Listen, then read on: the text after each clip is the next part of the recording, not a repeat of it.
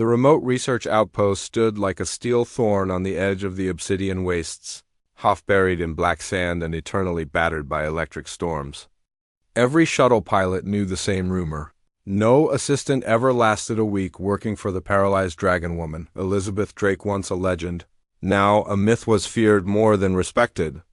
A brilliant xenobiologist with a mind sharp enough to cut through quantum puzzles, she was also the last known survivor of the Draconid Gene Project. Her spine had shattered during the experiment gone wrong, leaving her paralyzed from the waist down.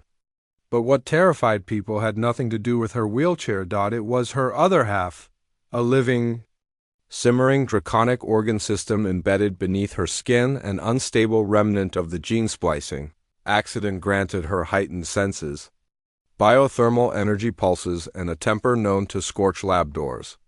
Most assistants had fled within days. A few had left screaming. One had been carried away in a med drone after triggering the wrong metabolic reaction. So, when Evan Halle stepped off the transport shuttle, duffel slung over his shoulder, the staff watched him like he was walking into a furnace. "He won't last 2 days," whispered the medic. 2 hours, muttered the engineer. Evan only gave them a small, worn-out smile, the kind soldiers kept after too many years of war. He had come here because the frontier was the only place left where a veteran with scars inside and out could feel useful again. When the lab doors hissed open, Elizabeth didn't bother looking up from the holographic display floating above her desk.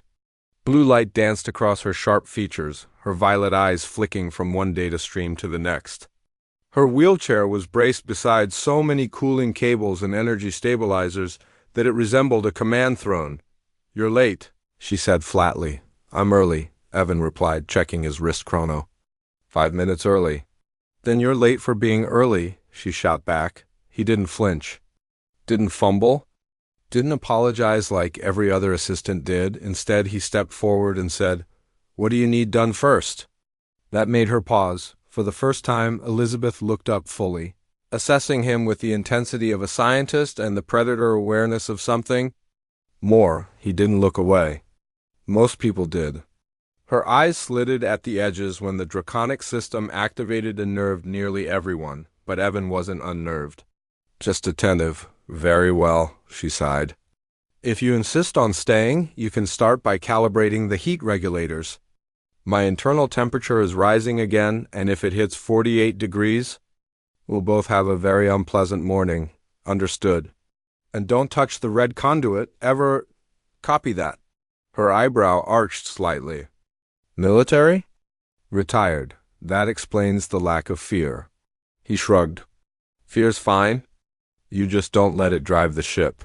Something flickered in her expression, approval, or maybe surprise. Hours passed.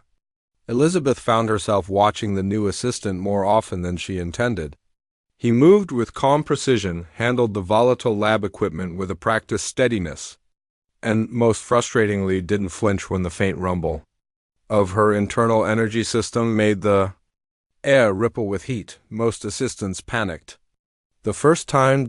Evan simply passed her a glass of cooling serum. "Drink," he said. She almost barked at him for the presumption. Instead, she drank and found the temperature spike easing. "You read the fluctuations before I mentioned them," she noted quietly. "Your breathing changed," he explained. A hitch on the exhale. Same sound soldiers made when their armor was overheating. Elizabeth blinked. No one had ever noticed that. By day 3, the staff began placing bets on how long he'd last. But Evan wasn't merely lasting, he was adapting. He reorganized the lab so Elizabeth could access equipment without straining her arms. He coded new safety triggers into the thermal stabilizers. He even repaired the old shock absorber plates under her wheelchair as if it was the most ordinary task in the galaxy. "You're altering my routines," Elizabeth said one evening, suspicion threading her tone. "Only to make things safer," Evan replied.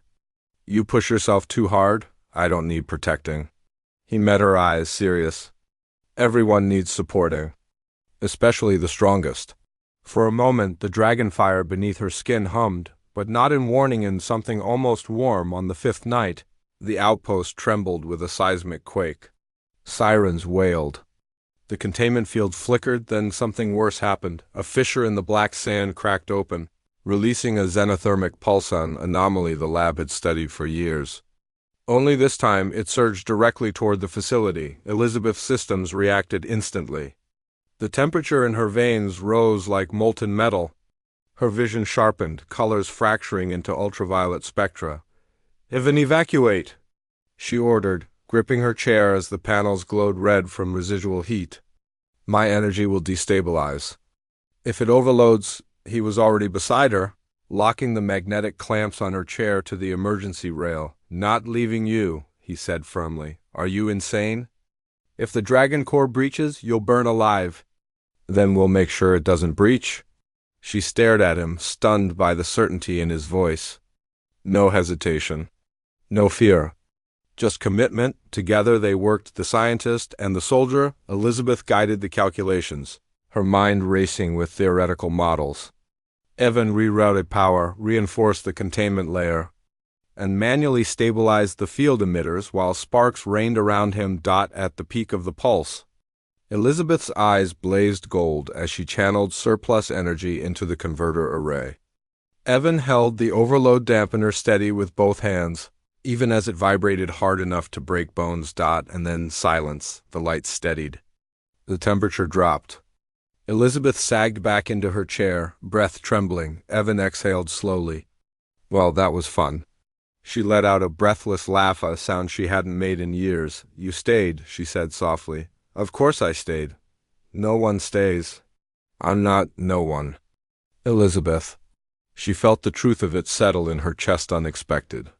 Steady and real. By the end of the week, rumors had spread across the frontier. The new assistant lasted.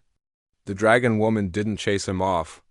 Something changed, and in the quiet of the lab, as Elizabeth watched Evan run diagnostics with the same calm precision he always did, she realized something else. For the first time since the experiment that ruined her body but left her alive, she didn't feel like a monster or a burden. She felt like part of a team, maybe even something more. Evan glanced back at her with that small, knowing smile.